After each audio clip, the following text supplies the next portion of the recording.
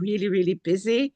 And so, yeah, I'm just trying to somehow beg for the mercy from the devotees to, because as you all know, he's the one, he's the guy. Somehow we're begging some mercy from all of you that we can share some little bit of something from whatever we've been able to understand over the past years. Thank you so much, Haribol. So, yeah, I'm just going to go right into the verse because Hari Purusha, he started us, right? He brought us into this mood. So I'm going to start out. Om Namo Bhagavate Vasudevaya. Om Namo Bhagavate Vasudevaya. Om Namo Bhagavate Vasudevaya. Narayanam Namaskritya Naranchavam Narottamam Devim Saraswati Vyasam Tato Jayam Muhurdayat Nasta Prayashu Badreshu Nityam Bhagavati Sevayat Bhagavati Uttamashloke Bhakti Bhagavati Naishtaki. So we're reading Srimad Bhagavatam. Let me see if I can pull it up. My okay. Ekavir Prabhu is not here. Here we go. So yeah, we're reading text 32 and text 33 today. Uh-oh. What am I doing that's not right here? Stop share. Okay. Somehow it's not opening, so I'm just going to go read from my book. I don't know. We're reading text 32, text 33, and text 32 does not have a purport. So we'll read the Sanskrit and the translation, and then we'll read from text 33. So I don't know why it's not coming up, my dear Prabhus, but yeah. Okay, text 32, Sri Shuka Vacha. Yeah, 32 and 33. Etukta kanatena swayambhu panipatyatam sahadeva ganirdeva swadama samapadyata. Srila Prabhupada's translation. Sri Shukadev Goswami said, thus addressed by the Lord of the universe, the self-born Brahma fell down in obeisance at the lotus feet of the Lord, surrounded by all the demigods. The great Brahma then returned to his personal abode. Ata tasyam mahopatan dwaravatyam samatitam vilokya bhagavanaha yadu vidhan samagatan. Srila Prabhupada's translation and his purport. Thereafter, the personality of Godhead observed the tremendous disturbances. He observed that tremendous disturbances were taking place in the holy city of Dwarka. Thus, the Lord spoke to the assembled senior members of the Yadu dynasty as follows. And Srila Prabhupada's purport. It's a very short purport. Manu Vasha Nivashe Kim Gate ta rishista darshanam. There is no possibility of actual disturbances or inauspicious events in holy places inhabited by saintly persons. Thus, the so-called disturbances in Dwarka were directly enacted by the personality of Godhead for his own auspicious purpose. Om Gyanati Mirandasya Gana Shalakaya Chakshur Unmilitam Yena Tasmai Shri Gurave Namaha. Shri Chaitanya Manobishtam Stapitam Yena Bhutale Swayam Rupa Kadamayam Dadati Swa Padantikam Vandeham Shri Guru Shri Yuta Parakamalam Shri Guru Vaishnavamscha Shri Rupam Sagrachatam Sahagana Raghunatam Tam Sajivam Sadvaitam Sarabhutam Parijana Sahitam Krishna Chaitanya Deva Shri Radha Krishna Padan Sahagana Lalita Shri Vishakam Vitamscha. Hey Krishna Karuna Sindhu Dinabandhu Jagatpate Gopesha Gopika Kanta Radha Kanta Namastute Tapta Kanchana Gorangi Radhe Vrindavaneshwari Vishabhanu Sutta Devi Pranamami Hari Priye Vanchakalpatarubhyascha Kripa Sindhubhya Evacha Patitanam Pavanebhyo Vaishnavebhyo Namo Namaha Nama Om Vishnu Padaya Krishna Prastaya Bhutale Srimati Bhaktivedanta Swaminiti Namine Namaste Saraswati Devi Gauravani Pacharine Nirvishesha Sunyavadi Paschatya Deshatarine Nama Om Vishnu Padaya Krishna Prastaya Bhutale Srimati Bhaktitirtha Swaminiti Namine Namaste Krishna Padaya Prabhupada Ashitatmane Shri Gaura Karuna Shakti Bhaktitirtha Tinamine Panchakalpatarubhyascha Kripa Sindhubhyevacha Patitanam Pavanebhyo Vaishnavebhyo Namo Namaha. Hari Hari Bol. Again, thank you, devotees. Dear devotees, thank you so very much. So these two texts, they are so beautiful. As Nanda Hari Prabhu said, we're continuing when from where Lila left off. Lila, yesterday, I listened on YouTube to her class, and her classes, of course, they're always so relishable and so inspiring because Lila makes Bhagavatam very practical. She makes it relatable for everyone. And so we're hearing yesterday about the conversation between Krishna and Brahma. Actually, I was thinking how this is so beautiful, Srimad Bhagavatam, because Bhagavatam let us enter into these amazing, intimate relationships, right? And this relationship with Krishna and Lord and the demigods, it's such a personal. So as Leela said yesterday, very personal relationship, and very personal in what we learn from the relationships. And so Brahma and Krishna, they have this rasa, right? Because we all know who Lord Brahma is. We know that he is very dear to Krishna, extremely dear to Krishna, and he's one of his, like we say in this world, he's one of his right hand person, right?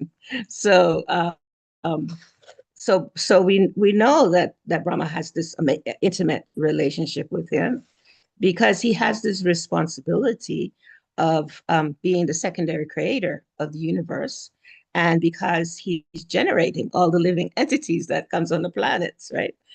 And so because he has this amazing task, this amazing responsibility, he plays a vital role in what goes on in the universe. And so this is one of the reasons why he has this very close relationship with the Lord, because he's a servant that's very dear, very consistent, very endearing, and he's very committed, to his service. Brahma also has these amazing qualities. He's very wise, right? He's the first living entity, and so he's been given wisdom from the Lord, and his consciousness is very elevated. He's very spiritually elevated, and so Krishna, Leela spoke yesterday about Krishna going to the Lord's abode, or yes, going to Brahma's abode, going to visit Brahma. And so one of the reasons that Krishna does that is because Bhagavad Gita tells us that there's a this word always get me, reciprocity with the Lord and his devotees. And we can hear more about that in Bhagavad Gita in the fourth chapter. Actually, in verse 13, it says, Yayata mam papajante tams tataiva vajamaham mama vartmante mama nu vartante manushya parta savashaha. And that in that verse, it's explained that um, whoever, in whatever way someone surrender unto him, unto Krishna, Krishna reciprocates accordingly. And actually goes on to say, everyone is following Krishna's path, everyone in all respects, and what to speak of his dear servants like Lord Brahma. So, so Krishna is reciprocating with Lord Brahma, and he's reciprocating with Lord Brahma because Lord Brahma has this, as I said earlier, he has this amazing service, and the service is it's not an ordinary service. Yeah, he manages the entire universe. And so Krishna visits him for several reasons. He comes to see him. He wants to see him. He wants to come to his abode. He wants to visit him, but he also goes to keep Brahma in check because we all know that Brahma sometimes, yeah, he can do something. He sometimes, because he's a living entity. Although we can't consider Brahma like us, but still, he has false ego. And so sometimes Krishna has to go, and sometimes he checks him, and sometimes he just goes to visit him because he's such a dear servant. When we hear Brahma's prayers, when we read Brahma's prayers, we can hear more about how the kind of realizations that Lord Brahma has about Krishna. Um, Even though sometimes, like I said, Krishna has to put his ego in check. As we heard yesterday, I think it was Lila Kishori that was mentioning the Brahma Vimohan Lila and that pastime of Lord Brahma and stealing the cows, right? And so he got a little puffed up there. And so Krishna had to put him in check. And so they have this ongoing relationship. And here we get this opportunity to enter intimately into this pastime where Lord Brahma is now coming. He's praying to Krishna, and he's in his prayers. Of course, it's a dialogue. He's also speaking to Krishna, and so It's important to know that in most cases, the great souls, when they're speaking to the Lord, it is a prayer. They are offering prayers in their speaking. And so Brahma, of course, he's understood that now the Lord is winding down his pastimes, and now he is ready to go back to his own abode. And so what happens here is just a natural way of how, even in this world, if a person has culture, if somebody has a culture of respect and a culture of surrender, then that person, when they visit a very elevated personality, they offer some way they offer some respect. And in this case, Brahma, he offered respect by bowing down. And so when Nata Bihari Prabhu opened up, he's saying he's bowing down to all the devotees in the temple. And I was just so happy, and all the devotees on the class. I was so happy to hear him say that, because sometimes we think bowing down is you know we understand it when we speak about bowing down or offering obeisance to the Lord, because that's God, right? That's Krishna. So yes, we know that we are to have that mood of reverence. We know we have to have that mood of respect, and we know that we are to have that mood of surrender, at least trying to surrender. However, we don't always think about that when we are with the devotees. And that same mood must be there with the devotees, really to really bow down to Krishna in humility. It requires that we also, it's not also, however, that we first learn to bow down to each other. And that's why there's the prayer, right? Vanchakalpa turubhyascha, kripa sindhubhya eva cha, patitanam pavanebhyo vaishnavebhyo namo namaha. We bow down. That prayer helps us to understand this soul is bowing down to this other soul, and we're offering respects to this other soul. And so similarly, Brahma, being, of course, the creator of everything, he's teaching us how to approach someone of that we have reverence to, that we have respect for. And so now he's in that first verse, he's offering his respects to Krishna by bowing down to his lotus feet. And then in the next text, and that's in, I'm sorry, in text 33, we hear more about this mood carrying over from Lord Brahma. We enter into this first part of the verse that of verse 32, that Brahma is showing us how to be submissive, right? And that extends to Krishna, of course. He's submissive to Krishna, and that helps us to understand how to be submissive to our gurus, how to be submissive to the devotees, and how to bow down and offer that respect to the devotees. And so he now is going to, that whole mood will become more magnified in text 33 for us, because now Krishna himself is going to teach us what it means to, what's the inner meaning of bowing down, right? What does that really mean? So here Krishna is explaining that Krishna is observing these omens that are going to be happening. And we could say, well, yeah, Krishna, how is he observing? Well, Krishna is the supreme personality of Godhead. He's the all-knowable. He knows everything. So he could see that these omens are going to be happening. And so he could then tell Brahma, yes, you go back to your abode, because it's okay. Things are gonna wind down now. However, what Krishna does, which is really interesting for us, is that, Krishna, he knows what's going to be happening because he's orchestrating. Prabhupada mentions that in the purport. Prabhupada speaks to the fact that, Krishna is orchestrating everything. However, he does something that's, again, in that mood of being surrendered, being respectful, understanding that culture. Krishna then calls his elders.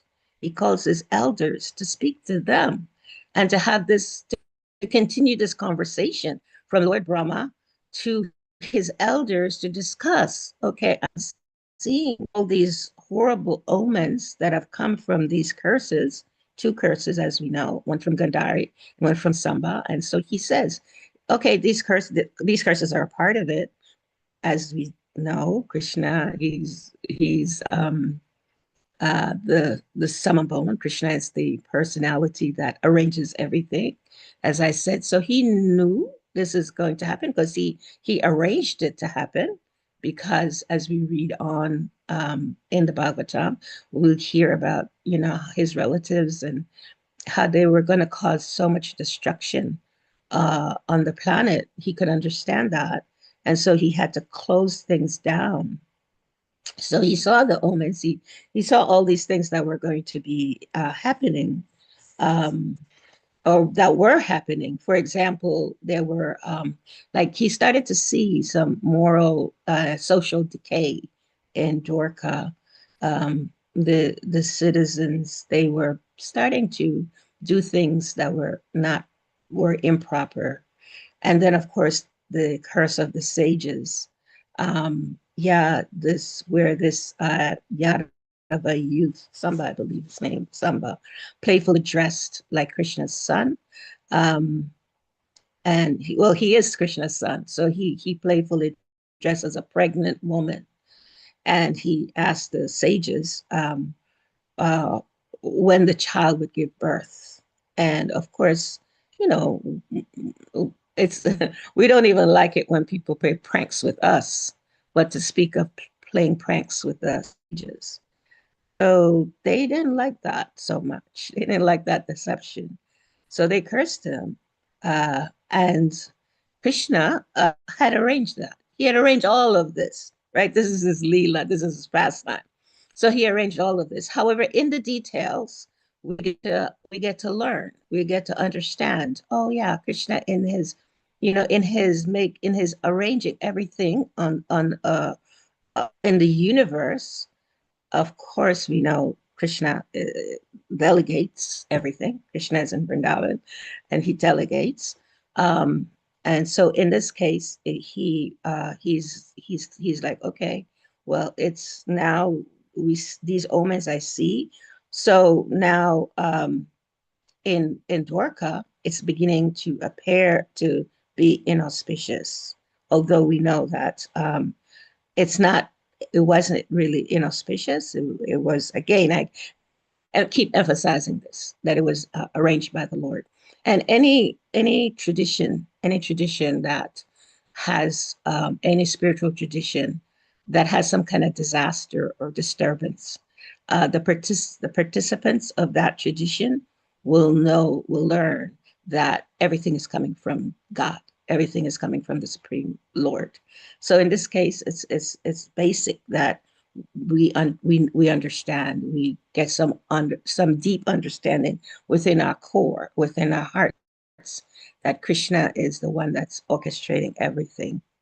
And so once he sees these omens, and now he calls his elders so that he can talk to them. He can understand from them. He can speak to them about what is going to happen, and he's now going to protect them, which is also explained. He's going to protect them in all of our scriptures, the Bhagavad Gita, the Srimad Bhagavatam, even in Chaitanya Charitamrita, we can hear about how Krishna comes to protect the devotees. Lord Chaitanya, he came to protect us, give us the holy names of the Lord. And Krishna, in all of his leelas, that's the reason he came. Prabhupada says that, or actually in Bhagavad Gita, it says, fools deride me when they think I come in my human form, that I'm not the Supreme Personality of Godhead. So when Krishna comes, he appears to be a person like us, but he's not. He's not. And so Prabhupada refers to people that think that Krishna is not the Supreme Personality of Godhead as fools. And so when Krishna now he's speaking to his relatives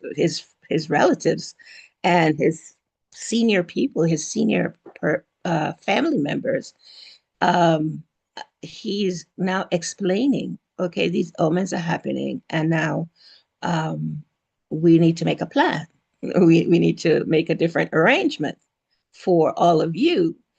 And he had, I believe, Uddhava was there. If as we read through this pastime, who is Krishna's cousin, and he's the chief advisor. And there was also Akura. We hear about Akura and how he was so respected. He was one of the elder statesmen of the dynasty. And Balaram, his elder brother, was there. And Satyaki and Pradyumna, they're also leaders and warriors among the Yadu dynasty. So this gathering of these elders was so important because, again, this brings back, Krishna doesn't have to do that. He doesn't have to, call his elders and speak to them and try to get their input, get feedback about, okay, these omens, this is what's going to happen. He doesn't have to do that. He's the Supreme Personality of Godhead. But again, this culture of respect, this culture of surrender, this culture of humility, this is what is we're understanding in this part of the conversation. How Krishna himself is showing, just like Brahma is teaching how to bow down, how to be submissive, how to ask. Not Brahma didn't even ask any questions when Krishna told him, "Okay, yeah, you can go." It's not like he questioned it, like, well, maybe we should still stay, or maybe why is it that we're going, or he just accepted. He's like, okay, yeah, okay, it's time for us to go because we understand this the pastimes are going to now change. It's going to shift to something else.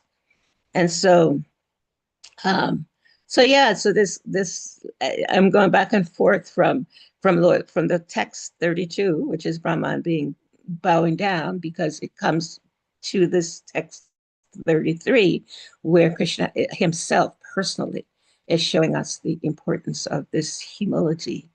And even that Krishna, these omens that he's going to speak to his relatives about, and that he's now going to discuss with them that they need to move. He wants them to go to this holy place, Prabhas, right? That's the whole pastime, is that he's changing the whole scene of Dwarka, opulence, and Krishna living there, and just this whole relationship of him and all his family members. Now he's going to shift, and he's like, no, it's time for a change.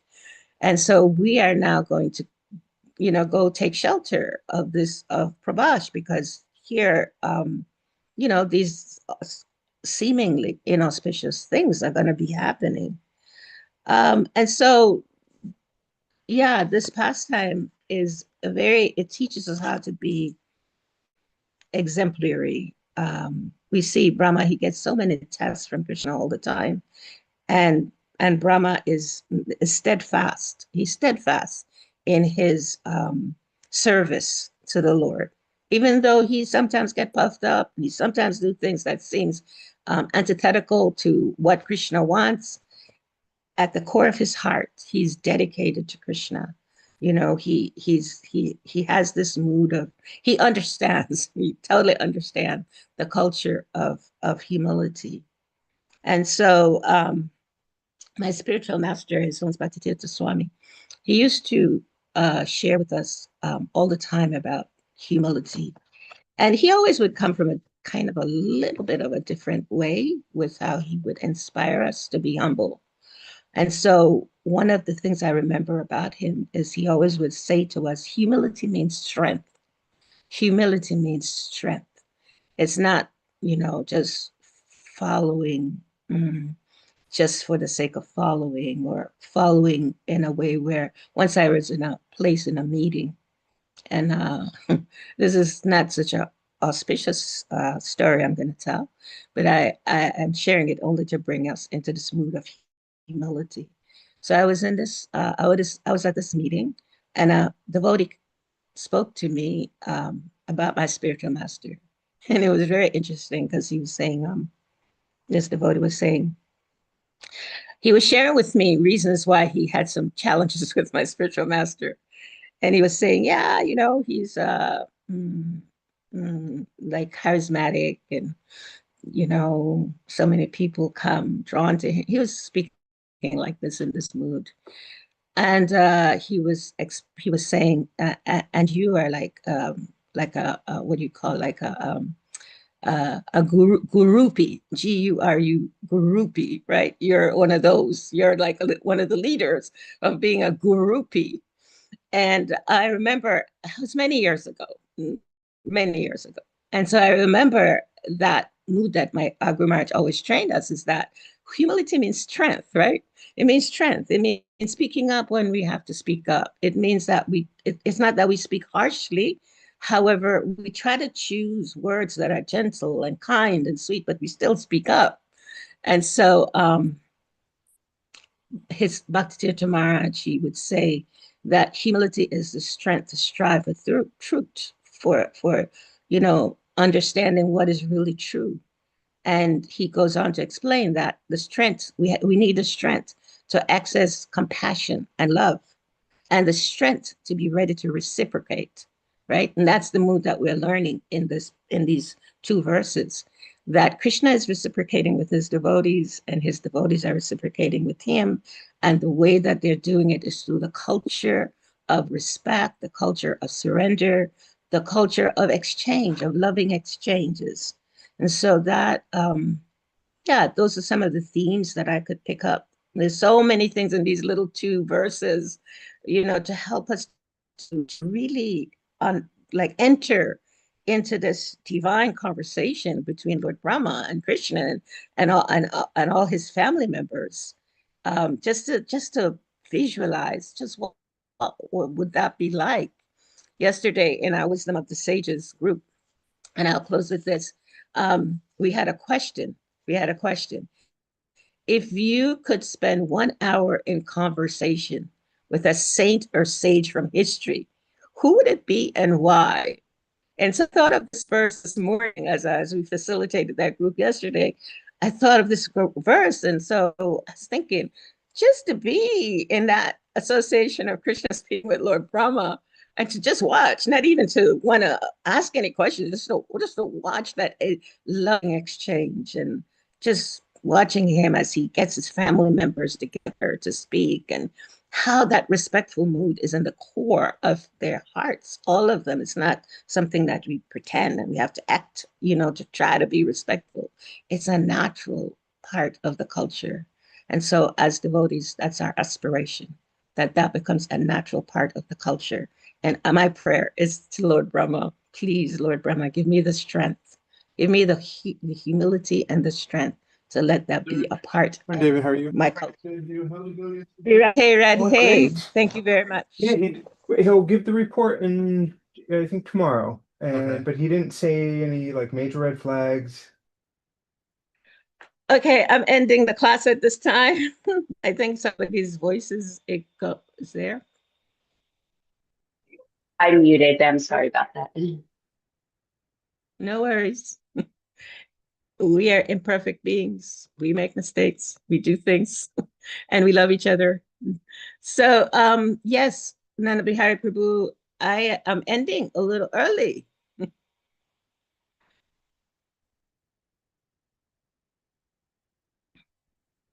Haribol Sadhvi Devi. Hare Krishna. So nice to see you. Hare Haribol. Haribol Temple Room. I think we lost Nana Bihari. Hari Haribol.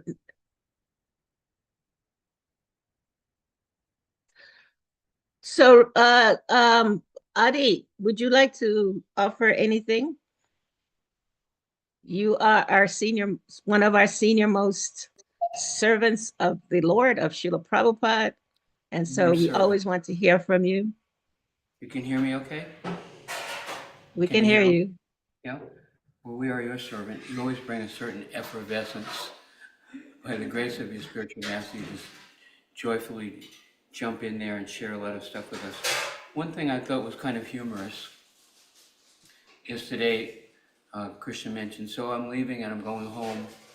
And on the way, I'm going to stop at your house, he said to Brahma. Did you hear that? I was thinking, oh my God, Brahma would probably run home and try to, fix up everything and make sure it's nice for Krishna to come. Krishna was coming to your house. And there's that thing in the Christian tradition with when Jesus appeared, there was no room for him at the end. You know that? Right? There was no Yeah. room. And so I heard one devotee say one time, do we have room in our life for Krishna? We're actually opening the door and welcoming that guest, And it says that if a guest comes, even if you're addressing the deity, stop and go take care of the guest. That's a gesture of hospitality and proper Vedic etiquette. So Krishna is our guest, and we have a choice to really welcome him with open arms and warmly and respectfully with humility. Bhakti Tirtha Maharaj he said one time, humility is strength. I heard him say one time, the first sign of intelligence is humility, right? The first sign of intelligence. And it says here that the pride is one of the difficult things why the Yadu dynasty was time for them to go. Krishna said, that's it, they're proud. And when the gopis were there with Krishna, as soon as they became a little proud, we're the best devotees, Krishna left them, right? Yes. So pride is such really a fly in the soup, It's not good. So we try to be humble and think that everyone is a better devotee than me. In my case, it's not difficult for me to think like that because it's true. All glories to Srila Prabhupada, Hare Krishna. Thank you so much, Prabhu. Thank you for sharing that. Yeah, when you were speaking about how Brahma might have gone home and tried to, just get everything all ready, right? And that's one of the reasons Krishna visits is one of the reasons, as you know, and everyone here, that Krishna visited Brahma because they have this loving relationship and he wants to be with him. At the same time, he's checking Brahma's ego So any one of us know, like when a saintly person comes to visit our home, oh my gosh, what kind of frenzy that we go into just to make sure everything is prepared nicely for them. So, like Lila was saying yesterday, in the same way, it's important to always have within our own hearts that we're preparing ourselves for Krishna. She talked yesterday about the Paramatma. So always to be in that mood that Krishna is coming. Krishna is coming. I believe the devotees of Prabhupada, they used to, that was one of the phrases they coined. Prabhupada is coming. Prabhupada is coming. So yeah, Srila Prabhupada himself, he spoke so much about this culture of respect and this culture of surrender, what it means, this culture of humility. So if there's anyone else.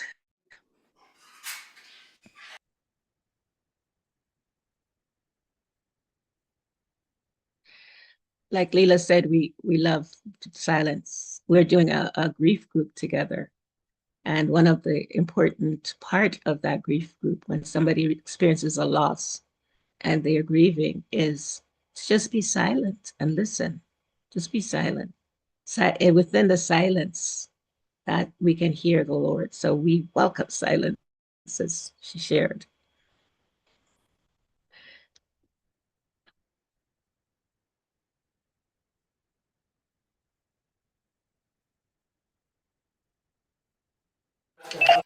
Sadhvi Devi has her hand up.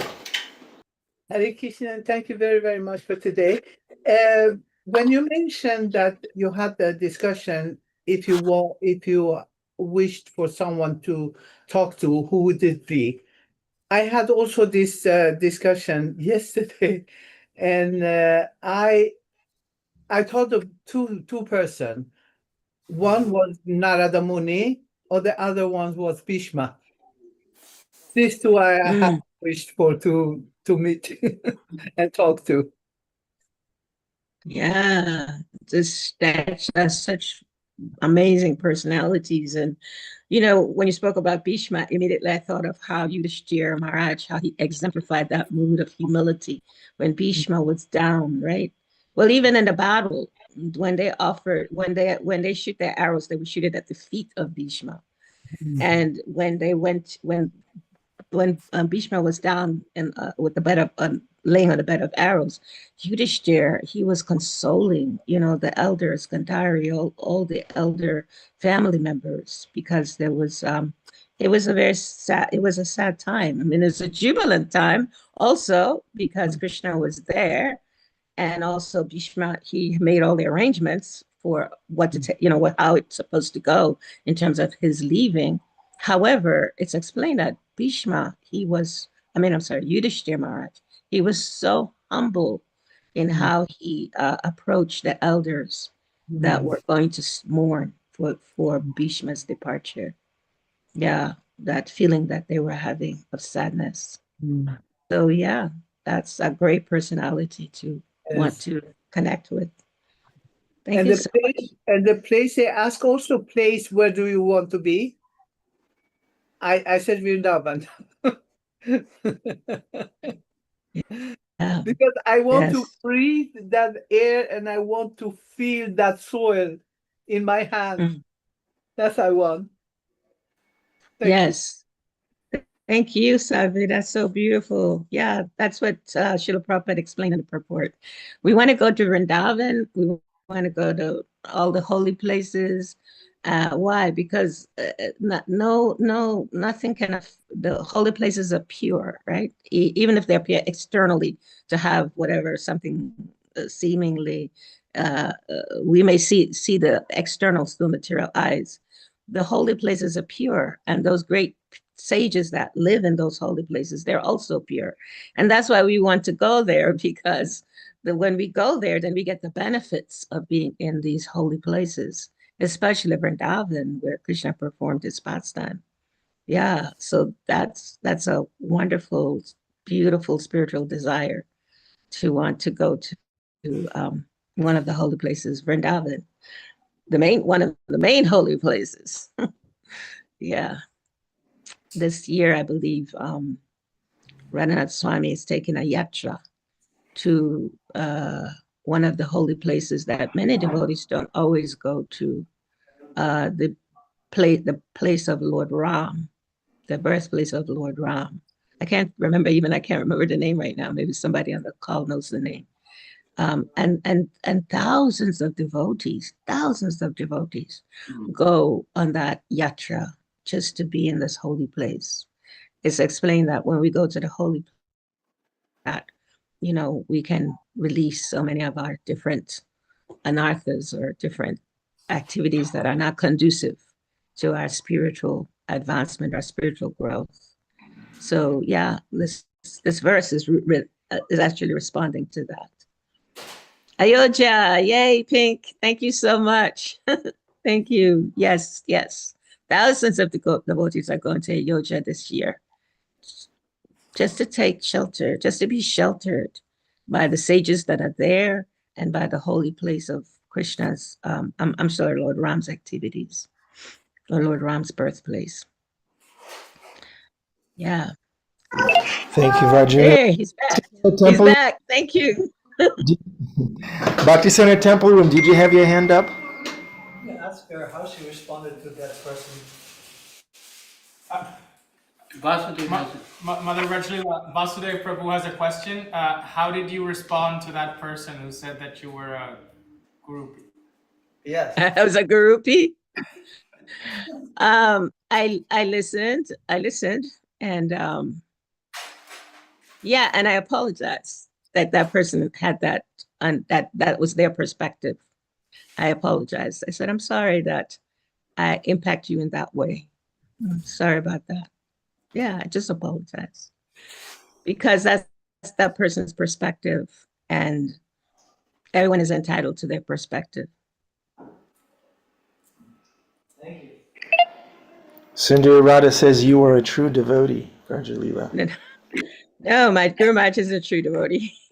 My Guru Maharaj, he has this prayer, you know, he says, whatever we need to become better servants for Srila Prabhupada's mission, let it happen or come to us. Whatever we need to have taken away to become pure in Prabhupada's mission, Prabhupada's service, let it be taken away. So, so for me, in that situation, my ego could have definitely reacted. You know, there's another However, way of taking that. Gurupi. I mean, listen, they adore the guru. They listen when the guru is singing his song. They adore. There's affection. There's nothing wrong with being a gurupi. yeah, everybody has their perspective, what to do. Yeah, I think what's important is to allow people to be, and to at least, and this is what I've learned from my guru, allow people to be, enter into their space of where they are, and be as humble as we possibly can, with trying to keep the truth of the situation in the forefront. So yeah, everybody has a perspective, and more people are having perspectives. And if we just face them with ego, it's not going to really have lasting effects. So yeah. Ananda Bihari is a roadie. Ananda? You're a roadie. You set things up. You get the stage ready. Yeah, and I'm driving my Guru Maharaj today. That's right. There you go. Are You're driving Sachinanda Swami? Yeah, don't tell anybody, please. Oh my gosh, Krishna. See, there he is. He's a roadie. Yeah. I nailed it. I'm always We're gonna right. have darshan now. Mercy. I read them early. They're giving us their mercy now. Yeah.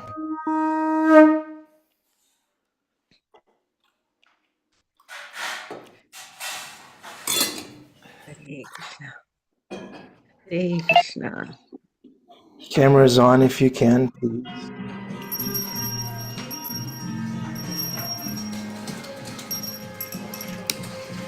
She read them early.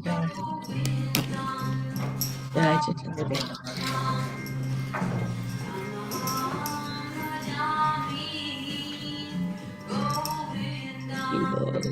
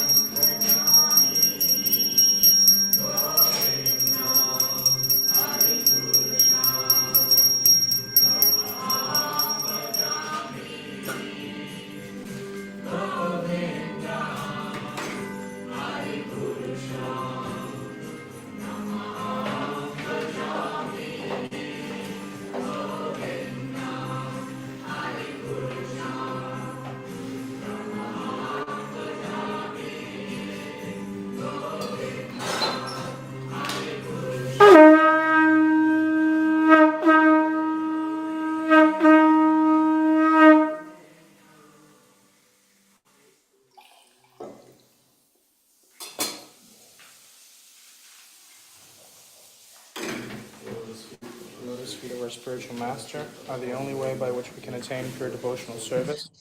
I bow to his lotus feet with great awe and reverence. By his grace, one can cross the ocean of material suffering and obtain the mercy of Krishna. My only wish is to have my consciousness purified by the words emanating from his lotus mouth. Attachment to his lotus feet is the perfection that fulfills all desires. He opens my darkened eyes and fills my heart with transcendental knowledge. He is my Lord, birth after birth. From his ecstatic prema emanates. By him, ignorance is destroyed.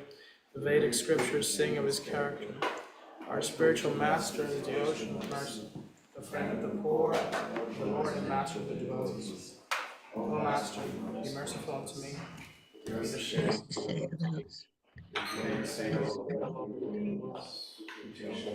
Take shelter. Jai Srila Prabhupada. Jai Temple Room. Jai Vraja Lila Prabhus. Thank you so much for class. No substitute for humility, right, Vraja Lila, Devidasi? And how did Arjuna manifest humility on the battlefield of Kurukshetra? Was that humility when he was crushing bones and breaking jaws on the battlefield?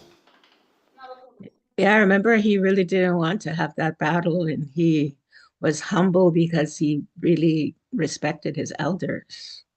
So even though he engaged in that higher dharma, which is as that was a part of his humility, that he surrendered to the fact that the highest thing in that situation was to do the right thing.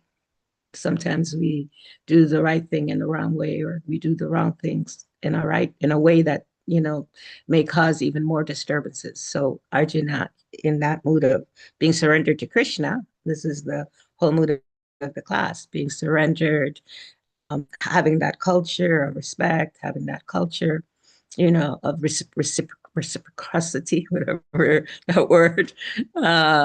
He eventually understood, that the higher principle is the principle of Dharma. So that was his humility, and that required. He was in a battle, quite crushing people. So humility doesn't necessarily mean retreating or skipping or avoiding or procrastinating. Sometimes it means, going forward. Sometimes it may mean a jab, right, Bhima Prabhu? I thought you would say that Vraja Lila should have responded with a jab, but Bhima said something profound. Sometimes a low kick to the shin is like, Thank you. Sometimes, sometimes, however, what's the long-term effect, right? We want to look at that. So the long-term effect is that now that person, Gurman left his body. I mean, wow, So that person's very regretful of having engaged in that kind of conversation. So it's really important, the conversations we have with each other. Yeah, because we never know. We never know. We may never even get a chance to apologize to the person or ask for forgiveness. We don't know. So better we stay on the right side and do the right thing. Yeah. Every day is our last day. If you love somebody, right. give them a call, tell them I love you, apologize. Yeah. You Yeah. don't know. Yeah. I see there's a devotee, Nicole, that wants to ask a question. And before we do that, I just want to shower from their lordships, offer some flowers to a devotee that just surrendered his life in service to Radha Muralidhar. His name is John Renee, and he's there in the temple room. And he gave up everything to offer his life in service. And that's glorious. Haribol John Renee. Thank you very much. John, he just manifested in the temple room all of a sudden. We don't know where he came from. Do you know his backstory? Yeah, he comes from Puerto Rico, and he's by profession, he's a lawyer, and he is wanting to enter into the culture, more into the culture of surrender and respect and love, and he's wanting to take shelter of Kastuba Prabhu as his guru. So he's coming to learn how to do that. Wow, So, that's cool. That's good to know. yeah. So we welcome him. Sweet, thank you. Okay, Nicole Cornejo, please. Hi, Krishna. I have a Oh, question. Nicole. Haribol. I have a question, Mother Vraja Lila, because we're talking about humility, and I have been started rereading the Mahabharata, and I've been sitting with a question because when the first time I read Mahabharata, I was like, wow, Yudhisthira is so humble, and I was so attracted to all of his qualities. And now this time I'm reading it, I'm like really interested in the character of Bhima. So I'm wondering, because I'm still learning what this word humility means, like, would you say that Bhima or Yudhisthira is more humble, and why? That's a big question. Yeah, I'm Bhima happy we have a doesn't Bhima care. in our audience. Yeah, I was going to say Bhima. Bhima, are you more humble? It's Das. I heard it straight from him. He doesn't care whether he's humble or not. He just needs somebody to beat, somebody to Hearing it from pound. this is our Radha Muralidhar saint that speaks every morning, Bhima Prabhu. So who's more humble? Well, one of the things about spiritual life that's really interesting is the start of it. One of the things that can be helpful is we do this naturally. We compare. However, everyone has their even these saintly personalities, right? They have their specific gift that they're sharing with us, what they're giving.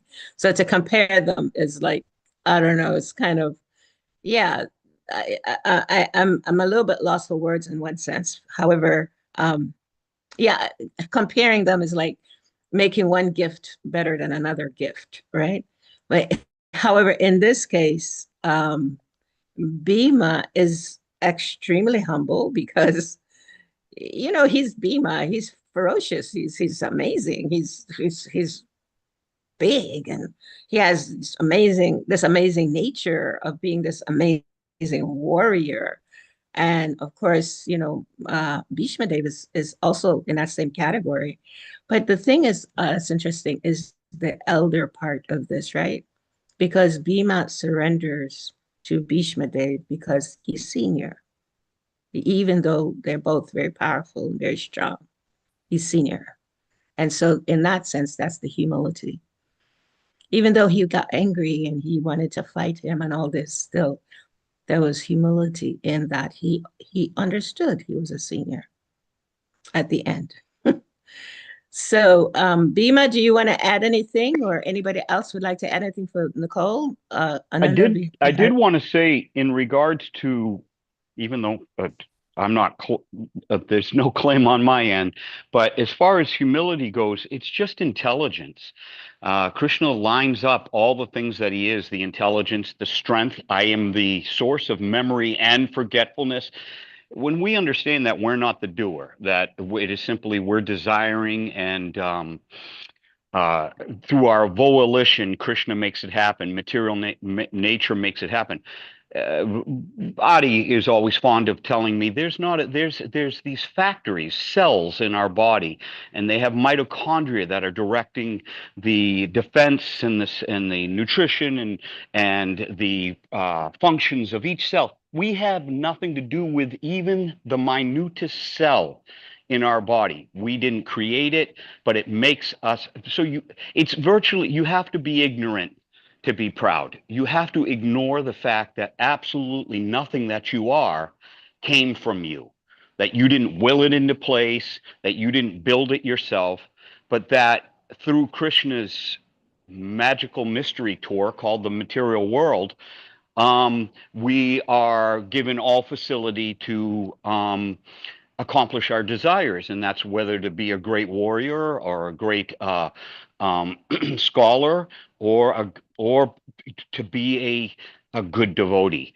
It's all Krishna's doing, and I mean, you don't even have to be a theist. You could be a scientist, and you come to that, like Einstein said. In the end, after all his figuring, in the end, all he wanted to know, he says, all I want to know now is God's thoughts.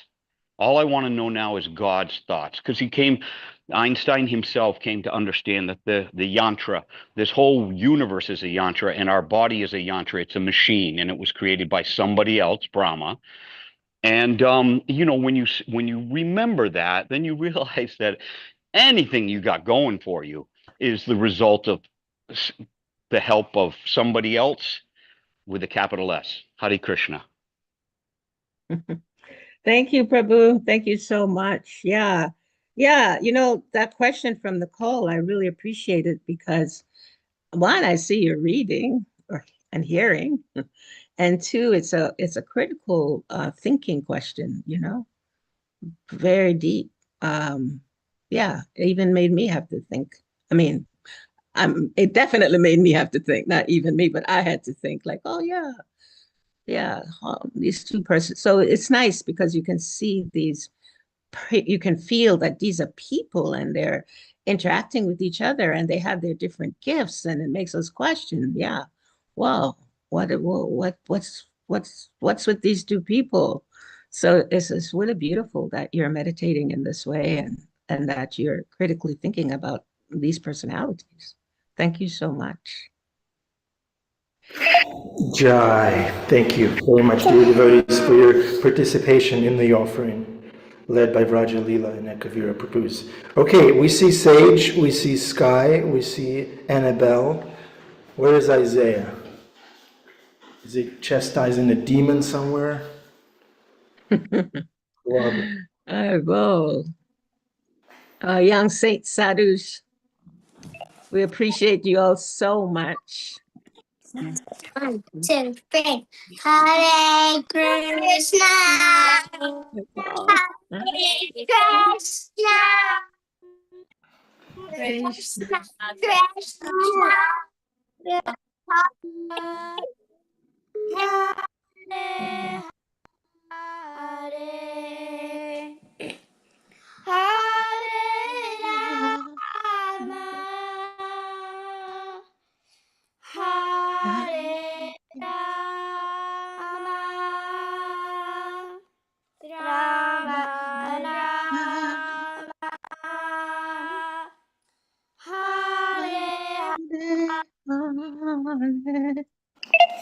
Sweet. Thank you very much. Thank you very much for Wow. Radaki, Jai, Wow. Tamara. The young sadhus of Shishirada Muralidhar. Just see. that. It's amazing how powerful the Lord and his devotees are. They are making saintly people, saintly devotees over the internet. Yeah. They're chanting the holy names. Yeah. All So the three beautiful. worlds. All the three worlds, including the Zoom world. Ram, Haribol, Uh-huh. Hare Krishna, Haribol. Ram, I say see you. bye-bye to the See devotees. you. We see you. Yeah, we see you. You see the fire truck? It extinguishes Yes. the fire of material existence. And the bag? Yeah, a little bag, little racing car in the bag. Okay. He's all prepared. He's prepared. He needs to Haribol. turn that hose on you, Ananda Bihari. Yeah. Yeah. Wow. We appreciate the mothers and the fathers of these children, seriously, because these kids are up early in the morning. This is amazing. This is beautiful. The mothers, the fathers, we thank you. We thank you all so much. Sundar Radha, Karen, all glories to you. Thank you. Haribol. Glories to Bhima Prabhu, who is the most humble devotee on this call, at least today. That's the title. Bhima, resident sadhu. No, I'm the guy. If you're a Garupi and Ananda Bihari is a roadie, I'm the guy in the parking lot, the concert parking lot, selling bootleg T-shirts. Right. Ananda Bihari. Oh, Bhima, you always bring us to reality. Haribol. Ananda Bihari Prabhu, can you please offer me and Ekavir Prabhu most humble obeisance to the lotus feet of your spiritual master, please. Yes, I'll convey that, Vraja Lila, Devidasi. Yes. Absolutely. Yes. Thank you very much. We love him so much. Jai. Hare Krishna, dear devotees. Happy Thursday. We love you. Haribol, Haribol, Haribol. Thank you, Bhima. Thank you, everyone. Thank you for being with us. Hare Krishna. Hey. Yay.